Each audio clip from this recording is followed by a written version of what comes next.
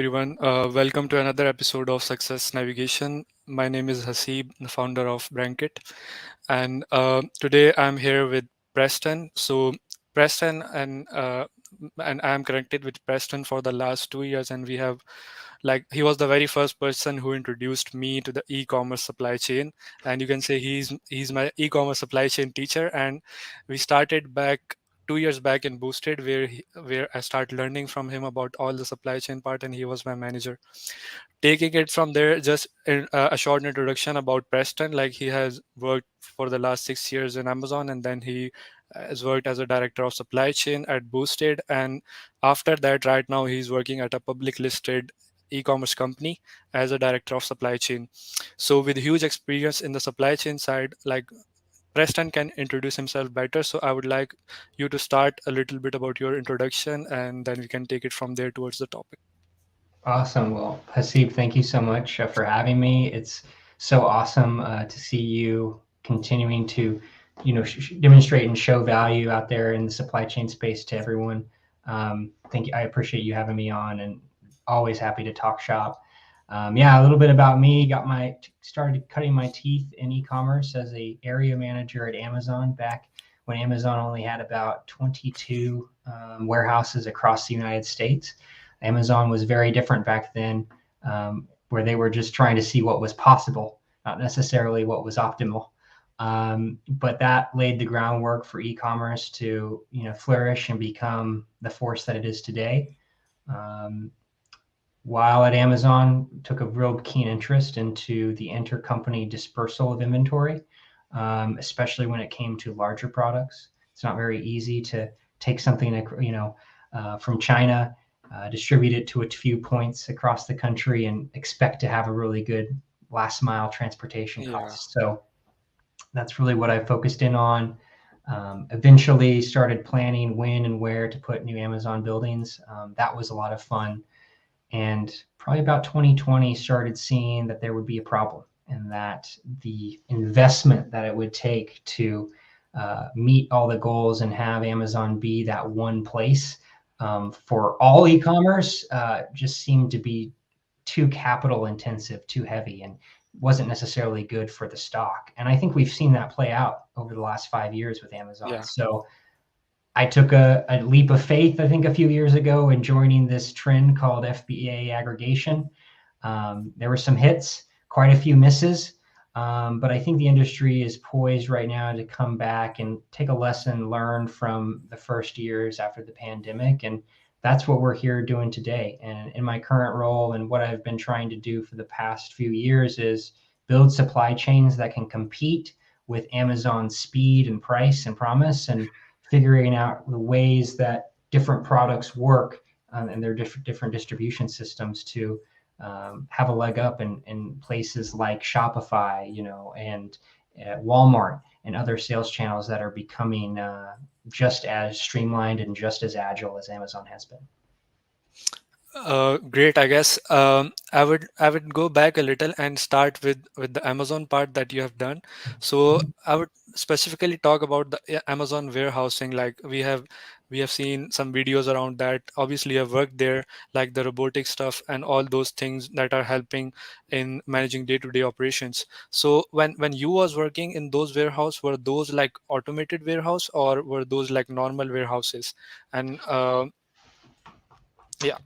Yeah, so Amazon, I believe back in 2014, 2015, made a huge acquisition of a company based in Boston called 𝐶𝐸, that became the underpinning of all of their robotic installations. But when I started, or back when that acquisition happened, there was no automation, or there was no robotics the way that we look at it today in the warehouses. It was all very much shelving, 6 feet tall shelving with a few bins, a few rows for bins, and almost like a library. And that's, in many cases, what they called it, was the library. Very manual, very disorganized, but at the same time, it was just amazing to see the systems and the in-house things that they did to make it work and put it in a position to grow from what it was. So cut forward today, where Amazon is, to build a new robotics warehouse costs upwards of $2 billion. all in with the real estate and the building to suit. Back Yeah. then, you could get by with a large facility, south of $100 million, and that's what I think really fueled Amazon's rise when they just kind of set their goalposts and figured it out. After this robotics thing came into play, the speed to process the orders inside the facilities got a lot better. The return on investment wasn't necessarily there. So it is like, I think they spotted a very right point. Like they introduced this automation in their warehouses, and at the same time, COVID happened, and they were already in a space where they can mitigate more and more customers and deliveries. So Mhm. like the share price, or you can say Amazon growth, went rapidly in that period of time. So Mhm. it was just like a sum of good decisions and then some Mhm. bad luck turning into good luck for them. So a great insight, obviously. Like um, all the great players, they just spot this opportunity in the space before everyone else does, and then they take things from there. uh, Talking about right now, like we have seen Amazon making and expanding those warehouses. Mhm. So like I have read in the last months, Amazon is, they grown like more than they should have. So right now they have more space, but they have more warehouse projects in the line, but they don't Mhm. have that much customers due to the drop in sales after COVID. So how do you think about that, and what are their strategies right now to use that space? Yeah. Yeah, if I'm someone that's getting into the realm of Amazon selling, or if I was starting my own brand right now, I would be very, very wary of not only the new features that Amazon's rolling out, when it comes to capacity management yourself, but just to kind of be aware that Amazon has an incredible cost burden, and many times when they're opening a new facility in some part Hmm. of the country that isn't necessarily in the top 50 largest areas, they're going to have a hard time staffing that location. And then about a year later, they're going to have FBA sellers sending in all their stuff. But if it doesn't sell, a lot of sellers and a lot of brands, they have a hard time making that decision to liquidate that inventory and dispose of it, and they're afraid to incur that cost to stop paying for storage.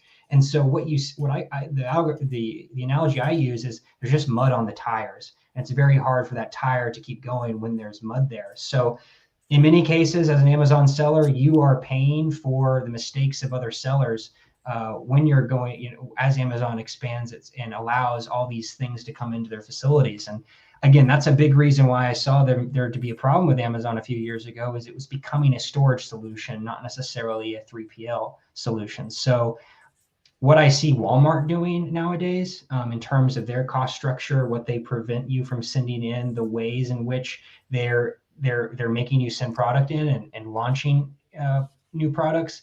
Again, I'm not a product person. I just see it as really learning from those mistakes or those missteps Amazon had. So I know in companies are seeing, at least Black Friday 2022, Walmart surged, and we're seeing it in their share price. It's becoming a more attractive option, and more people are adopting Walmart as a store of choice for e-commerce.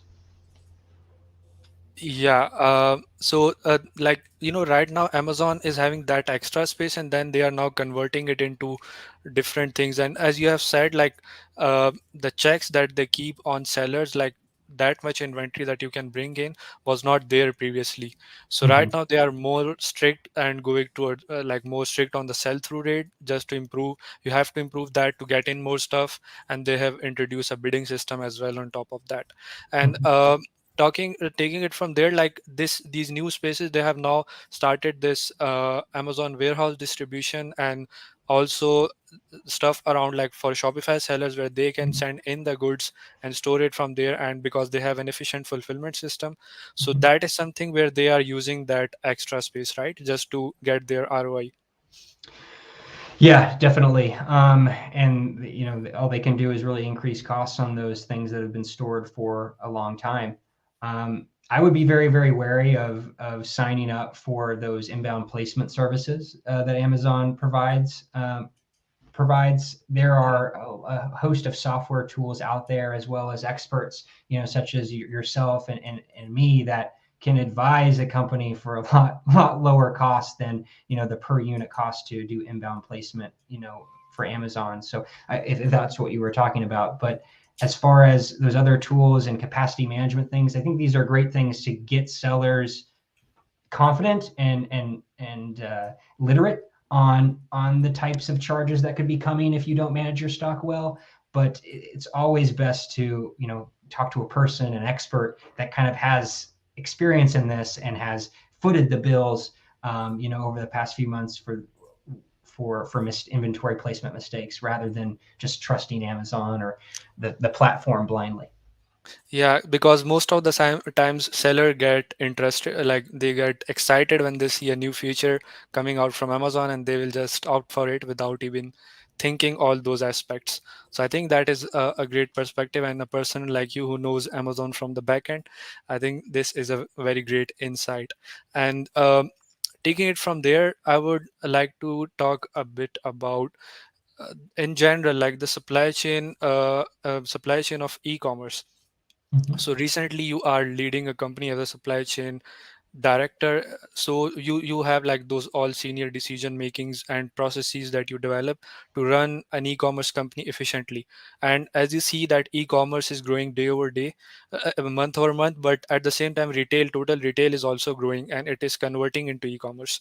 So we will be keep on seeing those sellers that are, like, let's say, making six figures or seven figures. They will need all those kind of services, where a company really needs to structure their whole processes, and like they will start talking about the supply chain in general and how they can connect each and everything. So right now, how you are as a company, like what core decisions you are making to improve the profitability of the business in these tough times that are right now on us? Yeah, it's 100% all about relationships with the different stakeholders and stages of the supply chain. When you're, roughing it yourself as an e-commerce seller, you are the planning department, you are the procurement department, you are the ocean department, you are the drayage department, you are the domestic transportation piece and product development side. So it's very important that at each stage of those seven components that I mentioned, that you have 3 to 4 vendors that you can trust and that you are constantly talking to, and you're bouncing prices off of them. I always tell my team, we lead by price. We want each one of the people that we're in business with to know what our margins are, where we need to be to have success and to continue to grow, so that they're not expecting to get some sort of cut from our account that we can't sustainably give them. And additionally, we want to be very forward about what prices we're getting with other people. I have conversations with all stakeholders all the time, large national parcel delivery service account managers to warehousing account managers. Hey, this is who else I'm doing business with, here's the split. So just to be very, very honest with where that's going. That may be very hard if you're a 7-figure seller with one brand under management and 5 different SKUs.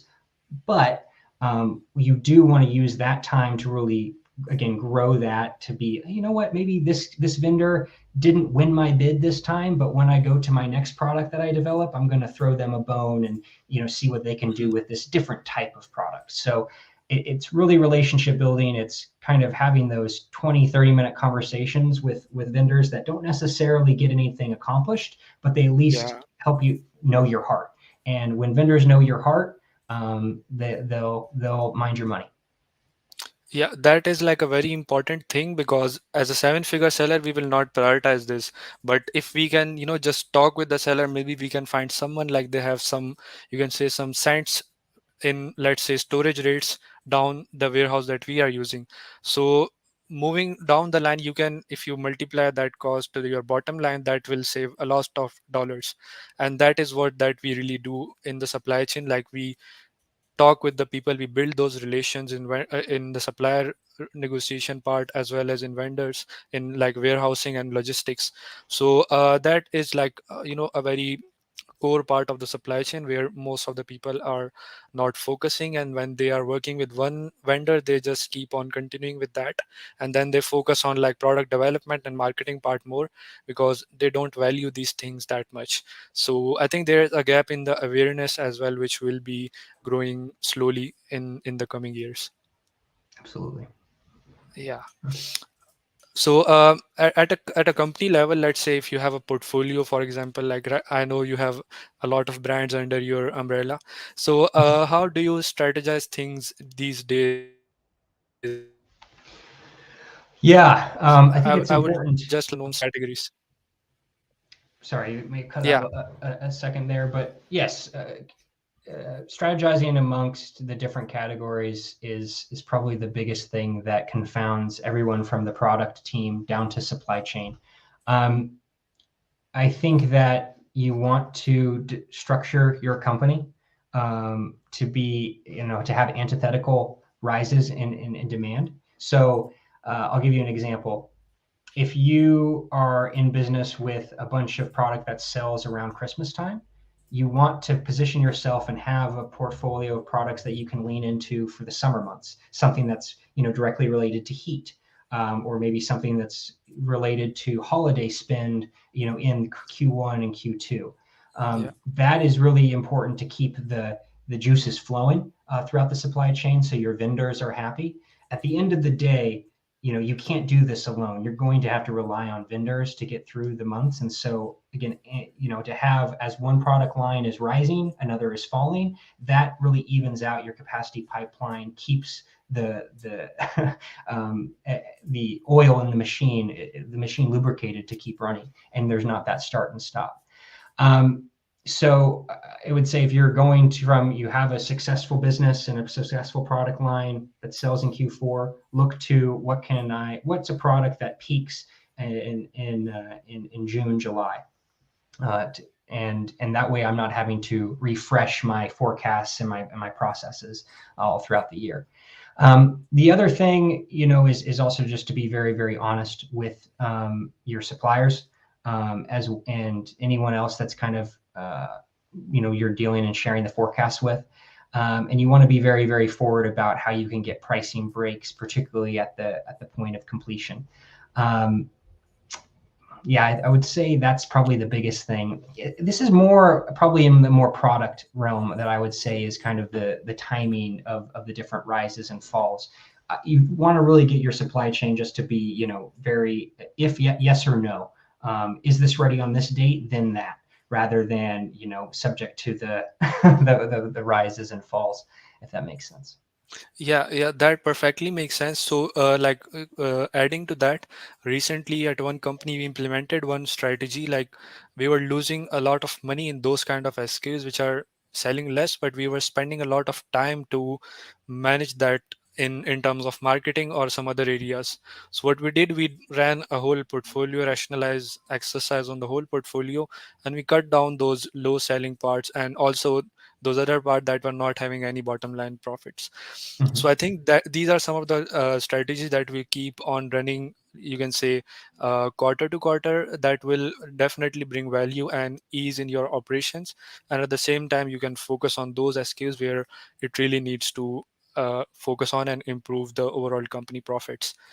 So and apart from that, like your company, I have heard that they are mostly doing new launches in the niches, and they are expanding the brands, like getting in more products and testing it on Amazon and all the sales channels. So how is it going in that regard right now, as we have seen like the logistics costs are down right now, but Mhm. the marketing cost is still a bit up, or it is rising, but how you are seeing those launches performing for you right now? So I would say that because we're very, very focused on um, you know how should I word this? We're very, very focused on the campaign, and the campaign is something that has a planned start and an end. And so that really helps you inform that once you launch the product, and if it doesn't go the way that you would want it to, you also have an exit strategy. And I think that's probably also the more important thing. Is a lot of people don't think about, what am I going to do with this excess inventory until it is excess inventory, not if it becomes that. So liquidation services are going to be a very, very important thing that is going to help you get some cash back to start that new process. And I think the most important thing is that you're constantly in a mindset of tweaking and controlling and putting out new variations of these products.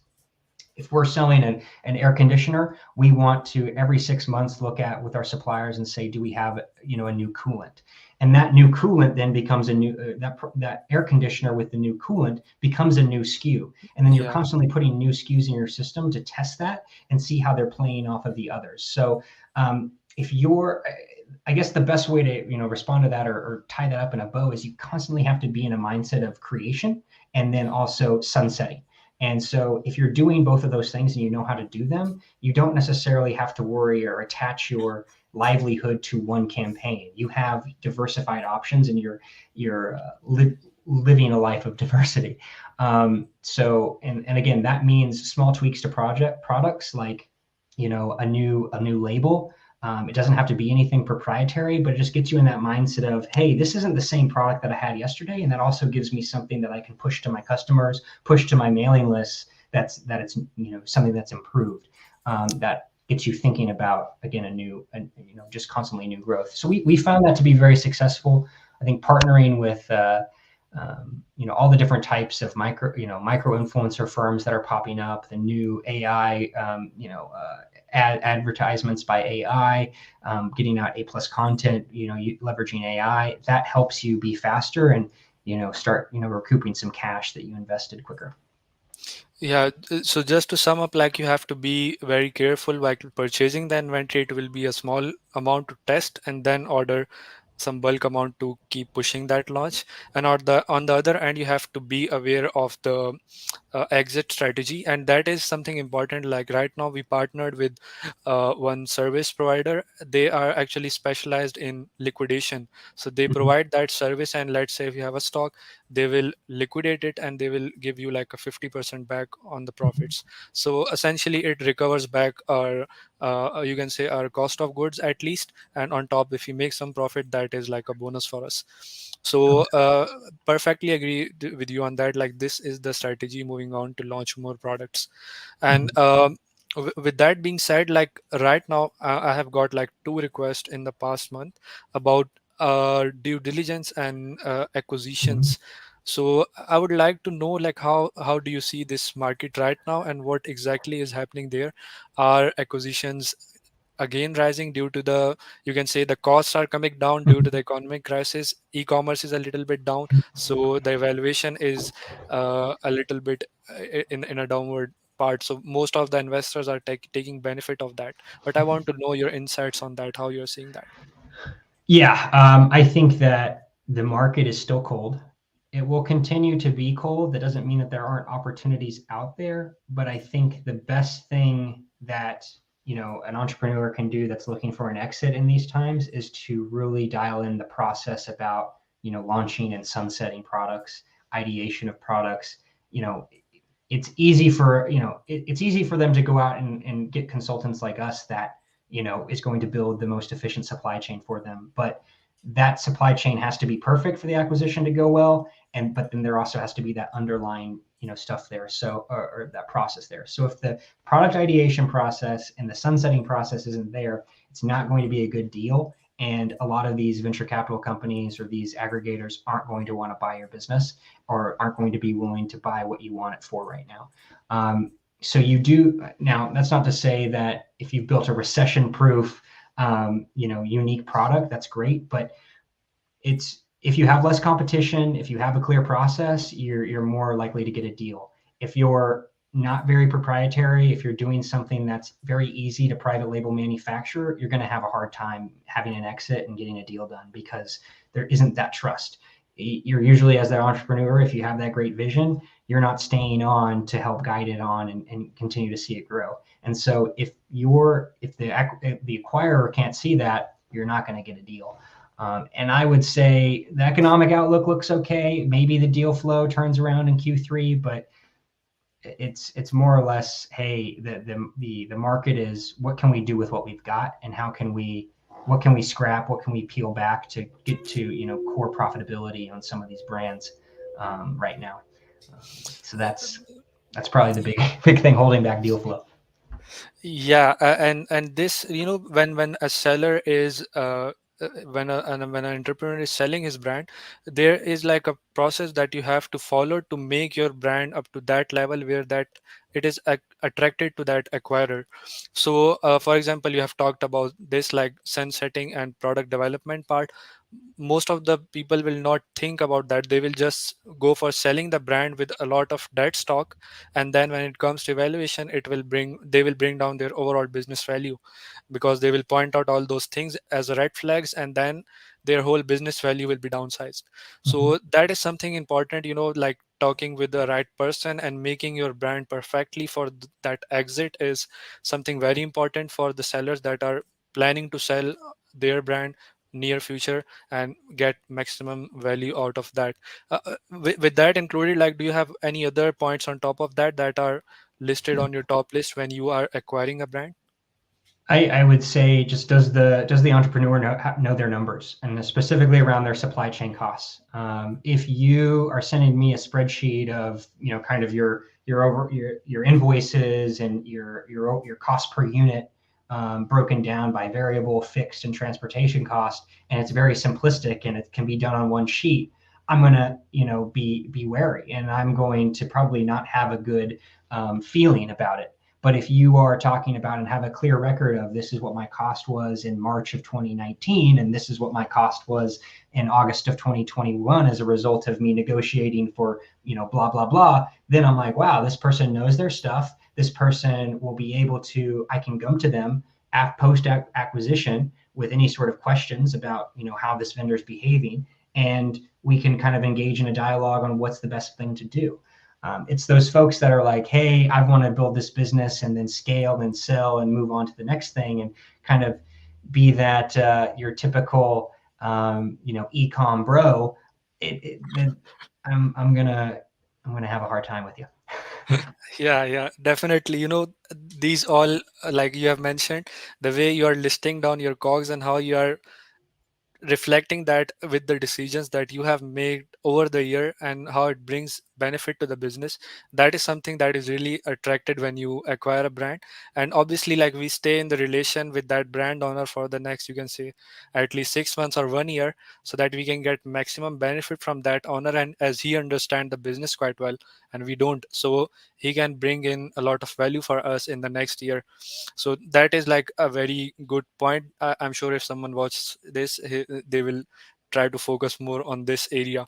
And in terms of like evaluating the business, when it comes to, for example, you are giving a profit multiplier, like, what I have seen in the due diligence phases, like, we just don't take that as a multiplier, but we really adjust that as per the values that we will be operating it. So there will be like a normal EBITDA, and then there will be adjusted EBITDA. So I would like to know your mind around like how you transfer from that actual values to the adjusted part. Yeah, I think that, and maybe this is a contrarian view, but I think the aggregator market over the last 2-3 years has been to oversimplify and even value businesses off of multiples of the EBITDA, whether it be raw or adjusted. And you can't do that. Like, it really has to be about the entire market share, and what's the momentum of that market share. Everyone sat out 4 years ago and sought money for these aggregator companies to buy up FBA businesses, thinking that this is portfolio theory, and that I'm going to buy 20 brands, and even if 16 of them fail, as long as 4 hit, I'm good. But that portfolio theory does not hold when the combined market share of one company is very volatile and can change week to week based off of abstract Amazon algorithms and all this stuff. So it's really not so much of, hey, this is the multiple. It's, hey, what is the sales forecast? What is the inputs to that sales forecast? And what are we going to have to do in order to hit that sales forecast? That is it. 100%. You can do a multiple off of that sales forecast, but you really have to back test that, put it through machine learning algorithms. You've got to know, how possible is this for me to hit this sales forecast? I feel too many folks out there just went out and said, I'm going to assume 10% growth. I'm going to assume 8% growth year over year. And then I'm going to, model, because of that assumption, I'm going to pay you 6x what your, earnings are today for this business. And power to the entrepreneurs that made money off of that. But it's just not sustainable, especially when these aren't large corporations. These aren't, and especially if you don't have something proprietary. So if you've got a good process, you went out to, we're in the right place at the right time for a product, good. But the internet is not, brick and mortar. The internet is diverse. There's so many players in any one product. Unless there's 1, 2, 3 players in the specific product you're selling, it's not a good idea to buy a business off of just a multiple, whether it's adjusted EBITDA or not. Great. I think that is a very great point. And when evaluating the business, we need to take a look outside this e-commerce market as well. Like, what is the evaluation of the physical businesses and how we can compare it with that. So that is something that happened in the last 2 years. Like, aggregator just pushed up to like 40x or 45x of monthly profits, and they purchase those brands. But then now they are getting the results out of that, and now they are short of cash, and most of them are like wiped out. So it definitely sums up this whole conversation around the acquisition market. So Preston, I would like, we are just at the at the closing mark, so I would like to know your final statements around like the importance and clarity of the supply chain, specifically in the e-commerce process, and like just your top 2 3 bullets for the sellers in future. Yeah, I think the one thing that you should really be focusing on is the design and your brand. Um, your brand has to be cutting edge. It has to be, new, and it has to be something crisp that people can identify with and feel power and connection to. I think the brands that we found, to not do the best, in this space were things that didn't have things that were proprietary, and that were basically just, hey, I'm going to go into, Photoshop, design a quick logo, not really put any kind of thesis behind the brand, and sell. And if it does well, great. But if you don't have that thesis, that mission statement behind your brand, Mm. that's also guiding the design, the look, the aesthetic, the feel, you're going to have a very hard time competing with big box retailers who normally, when we go through hard economic times, are going to end up doing better. That's why I'm invested right now in Costco. I'm invested in Walmart, because these brands do well in this current economic situation. When the money's free, it's very easy to go out and just create something. But what is the impetus? What is the motivation for creating this brand? Who are you going to serve, and how many people can you serve? And create an aesthetic around that. Once you've got a good process about product ideation and where you want to take the product line or alternate product lines, that should also be a big part of it. But just creating a brand because I want to make some money, it's not going to go anywhere nowadays, because there's too many players, there's too much automation out there. It's we need something real. Great, great. But it is the right time to start the brand, right? That time will always be here, and there is no such time where one can say now everything is completely fed up by these large players and we cannot do anything. Absolutely, always a great Perfect. time to start a business. Yeah, yeah, perfect, perfect. Thank you, Preston, for your time, and I hope we will have some more conversations around this in the future. And I will keep on pinging you to talk more on these issues. Awesome, happy to do it, Haseeb. I'll see you soon. Perfect. Have a great day. Bye. Thank you, bye.